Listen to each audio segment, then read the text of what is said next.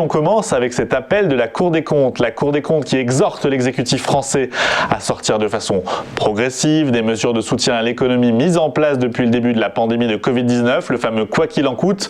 Ce sont les conclusions d'un audit réalisé sur la stratégie de sortie de crise sanitaire en matière de finances publiques, audit qui a été remis hier au président de la République, un audit qu'il faudrait organiser entre 2021 et 2022 selon les préconisations de la Cour des comptes, de façon à ce que le gouvernement puisse s'atteler au redressement des comptes publics dès l'année suivante, c'est-à-dire au moment précis où l'économie française devrait avoir retrouvé ses niveaux d'activité d'avant-crise. Alors en ligne de mire, l'institution de la rue Cambon propose de limiter la hausse des dépenses publiques sur les retraites ou les dépenses d'assurance maladie notamment, et ce afin de permettre une décrue de l'endettement public au plus tard à compter de 2027. La Cour des comptes qui explique néanmoins que la France restera dans tous les cas durablement marquée par un déficit et un niveau de dette à un très haut niveau. Pour cette année, le gouvernement mise sur un déficit budgétaire à 9,4% du PIB, ce qui induira une dette publique équivalente à plus de 117% du PIB. On quitte la France pour la Suisse, jour J pour le sommet entre Joe Biden et Vladimir Poutine, sommet sous très haute tension qui doit débuter à 13h à Genève.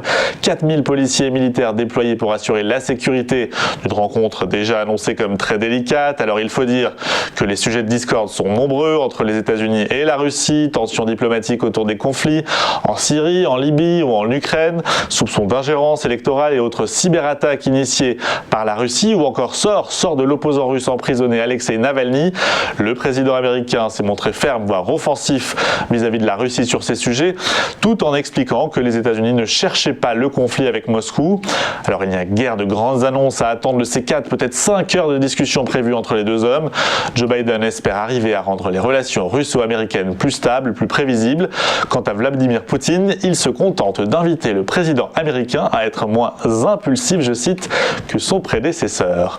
Les États-Unis qui sont encore à la une de l'actualité avec cette trêve dans le conflit qui l'opposait à l'Union européenne.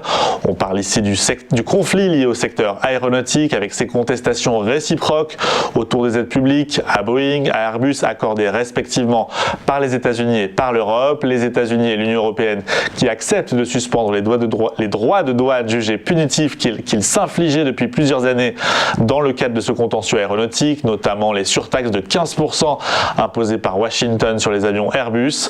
Armistice valable pour une durée de 5 ans qu'il vient solder pas moins de 17 années de contentieux. Joe Biden salue une percée majeure et par la voix du ministre allemand de l'économie, l'Europe voit un signal important pour la coopération transatlantique. Alors mieux qu'une trêve, les deux puissances ouvrent maintenant la voie à une coopération.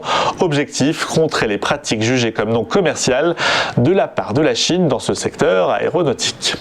Voilà pour ces quelques titres repérés dans l'actualité de ce mercredi matin. Petit mot également de la clôture d'hier. Nouvelle hausse à Paris hier, plus 0,35% pour le CAC 40. Le CAC 40 qui n'a pas sourcillé en attendant le début de la réunion de la politique monétaire de la Fed, réunion qui a débuté hier soir. 6639 points donc pour l'indice phare de la bourse parisienne. Troisième séance de hausse consécutive et 300 tout petits points qui séparent désormais notre CAC 40 de son record historique. Le CAC 40 porté hier par les valeurs industrielles à l'image d'Air Liquide, plus 2,6%, Schneider Electric, plus 2%, ou encore Legrand, 1,6% de hausse. Et de l'autre côté du spectre, on a notamment Renault en queue de peloton hier à moins 1,67. Alors la baisse est à mettre en perspective avec la forte hausse enregistrée vendredi dernier, séance où le constructeur français s'était envolé de plus de 7%. Du côté des États-Unis, la situation est plus contrastée. La faute à la Fed, donc, annonce attendue ce soir, est déjà redoutée par les investisseurs sur la politique monétaire de la Fed face à des indicateurs très marqués en termes d'inflation. Et c'est une fois encore le Nasdaq qui est très sensible à ces craintes. Il cède 0,71% à 14 072 points, baisse plus mesurée pour le Dow Jones et pour le S&P 500. Ils abandonnent tous deux environ 0,2 points. Voilà, vous savez presque tout sur la séance d'hier. On va marquer une première page de pub. Juste après, on vous fait vivre l'ouverture de la séance en Europe, les marchés européens vus par le prisme de Francfort. Je vous dis à tout de suite sur TV Finance.